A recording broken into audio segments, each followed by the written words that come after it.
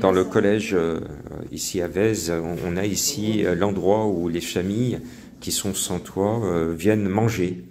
Voilà leur espace pour déjeuner, manger, souper. Et on est ici dans un gymnase et non pas dans un foyer d'abri pour sans-abri. Et ils y tiennent comme ils peuvent.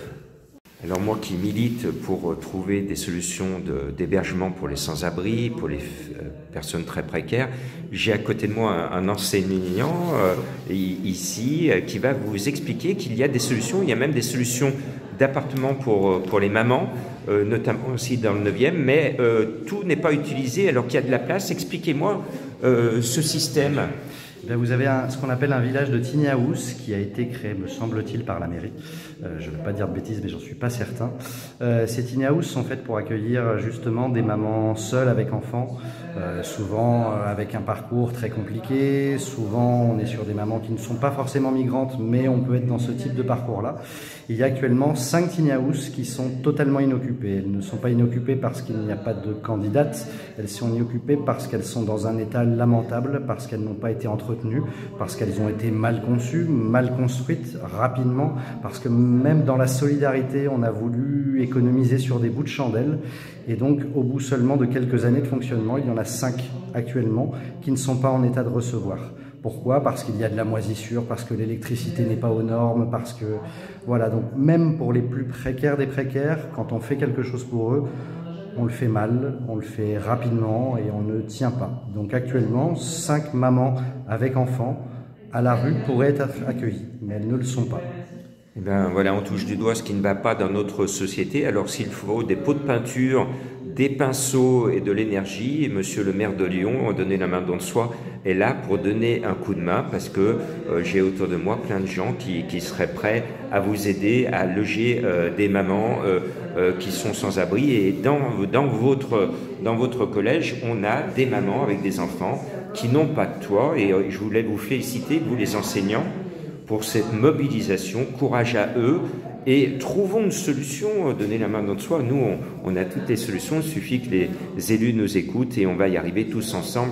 Courage à ces familles, à ces enfants, ils sont 6 dans ce collège à dormir la nuit dans le gymnase. On est dans un gymnase à Lyon 9e et nous avons les familles qui sont ici avec monsieur qui est en train d'ouvrir un colis de Noël, donnez la main don de soi, réalisé par des jeunes étudiants de Descartes à Saint-Genis-Laval.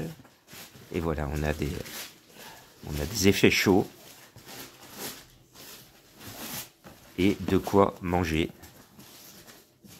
Il y a de quoi se brosser les dents avec un peu de produits d'hygiène. Donc, merci à ces étudiants. Quelle est la situation aujourd'hui? Est-ce que ça bouge du côté des élus? Alors on est dans une situation relativement délicate, tout simplement parce que bon, ça fait 3 semaines que nous hébergeons des familles en grande détresse avec des enfants qui étaient à la rue, et donc on est intervenu en tant que citoyen pour les aider et pour essayer de pallier finalement à une carence institutionnelle. Malheureusement, on espère qu'on sera entendu et que des solutions pourront être trouvées, notamment dans le cadre du DALO pour ces différentes familles qui ont fait des demandes de séjour. Après, la situation ici est très compliquée, tout simplement parce que nous pallions au plus urgent, à la détresse, mais en fait, on est démunis pour tout ce qui est le reste. Madame Descours, il y a un petit mot de Noël en même temps.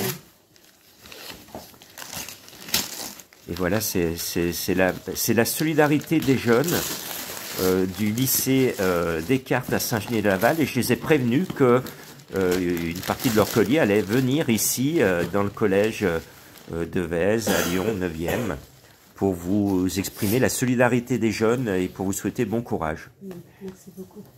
Voilà, ici, je suis dans mon ancien collège Ferber à Vèze, et c'est pour ça que je suis solidaire de ces familles qu'on aperçoit derrière moi qui dorment ici. Ils dorment ici, dans un gymnase à Lyon 9e, dans un endroit où on enseigne. Et donner la main dans le soi apporte son soutien aux enseignants. Les enseignants se battent pour trouver une solution actuellement, depuis 3 semaines, 2 familles avec 6 enfants à la rue sont abritées ici dans ce collège à Lyon 9e. Et donc on alerte les médias, on a le Progrès qui est ici, notre confrère du Progrès qui est ici, et il faut que les médias réagissent, il faut que nos élus réagissent, parce qu'on n'a pas le droit aujourd'hui en France de laisser des familles et des enfants sans toit, et de les laisser de façon précaire dans cette situation-là. Donc on lance un appel à toutes les autorités ici lyonnaises, mais à toutes les autorités françaises pour trouver des solutions de proximité à ces personnes qui n'ont pas de toit. C'est possible, donner la main dans le soi à toutes les solutions et à même une proposition de loi à confier à nos élus.